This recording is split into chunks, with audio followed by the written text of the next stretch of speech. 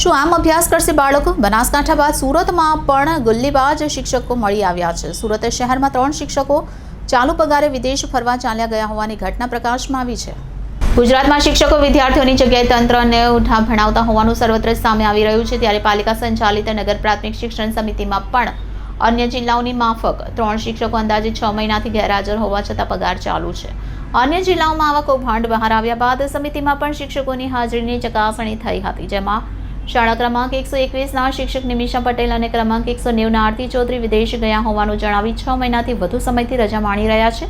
જ્યારે શાળા ક્રમાંક 275ના શિક્ષક અંસારી મોહમ્મદ અમીન મુસાનો તો કોઈ અતોપતો જ નથી. આ ત્રણેયને હાજર થવા નિયમ મુજબ 3 નોટિસ અપાઈ ચૂકી છે.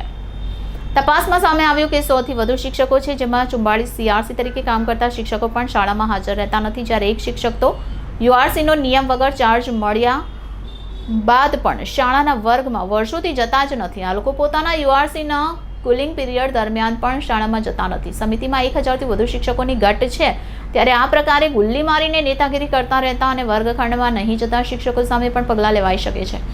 સમિતિમાં સ્ટાફ માટે ઓનલાઈન પંચિંગ અમલમાં છે, પરંતુ વર્ષોથી આ સિસ્ટમને કોઈપણ નિર્ણય વિના સમાપ્ત કરી દેવામાં આવી છે. ખાસ કરીને 3 મિસ પંચ થાય અને ફિંગરપ્રિન્ટ નહીં નીકળે તો પગાર કપાઈ જાય છે. પરંતુ વારંવાર શાળા શરૂ થવાના સમયની મિટિંગોને કારણે આવા શિક્ષકોની હાજરી સેટ કરવાનો પ્રશ્ન ઊભો થતા સિસ્ટમનો ઉલાળ્યો કરી દેવાયો છે. શિક્ષક ઝડપાયા છે, શું છે?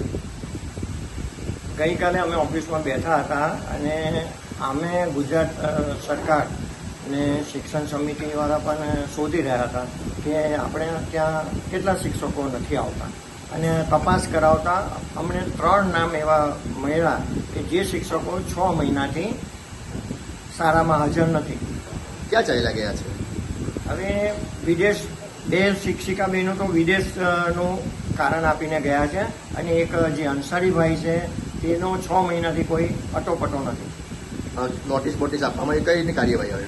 દરેક આ 3 શિક્ષિકાઓને શિક્ષકોને તરત નોટિસ આપવામાં આવી છે અને જવાબ માંગવામાં આવ્યો છે, પરંતુ હજુ કંઈક એનો નિર્ણય આવ્યો નથી. 3 શિક્ષકનો પગાર ચાલુ છે? આમ કાયદેસર એ લોકોનો પગાર અડધો પગાર રજા હોય એટલે ચાલુ હોય છે. કેટલી અસર પડે વિદ્યાર્થીઓને? શિક્ષક જ નહીં હાજર હોય તો? શિક્ષક હાજર ના હોય તો વિદ્યાર્થીઓને ભણવામાં તકલીફ તો પડે, પરંતુ આપણે સાથી શિક્ષકોને વિદ્યા સહાયકો મળીને આ 1-2 શિક્ષકો ના હોય તો એના માટે કોઈ એવો વિષય નથી.